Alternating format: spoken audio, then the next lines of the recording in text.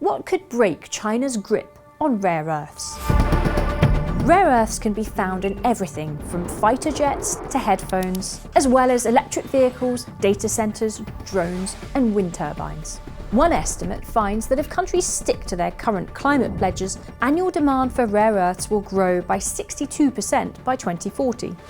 But most of the world's rare earths come from China, which is increasingly using them as a bargaining chip.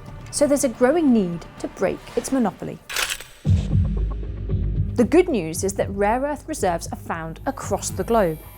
To reduce America's reliance on China, Donald Trump's Defense Department has become the largest shareholder in the country's only rare earths producer, MP Materials. Brazil and Australia also have large reserves. Anthony Albanese, Australia's Prime Minister, has signed a deal with Trump to cooperate on mining projects across the two countries. Today will be seen as a really significant day in our relationship. But it will take years to ramp up production to the levels needed to satisfy demand. Alternatively, recycling could reduce the amount of new rare earths that need to be extracted in the first place. The ores that contain rare earths have quite low concentrations, so the best source of the metals is in the products that already exist.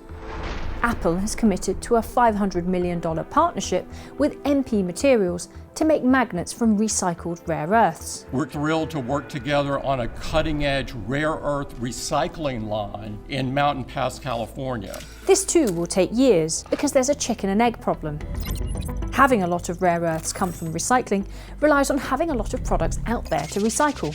At the moment, most of the electric cars on the road are relatively new, and so they aren't going to show up in the scrapyard for many years. Another approach is to find alternatives to rare earths.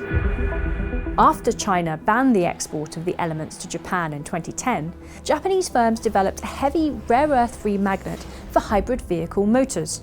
Other car makers are now following suit. Alternative materials are also gaining favour. For example, scientists have been synthesizing tetrataenite. In nature, it's found in some meteorites. It has magnetic properties similar to those of rare earth metals. Scientists have been able to make tetrataenite in labs since the 1960s, but it's slow and expensive. Now they're looking at ways to speed things up and get the price down. Consistent investment is perhaps the most important way to see change. In the past, when China has restricted and then restored the supply of rare earths, companies have reduced investment into alternatives.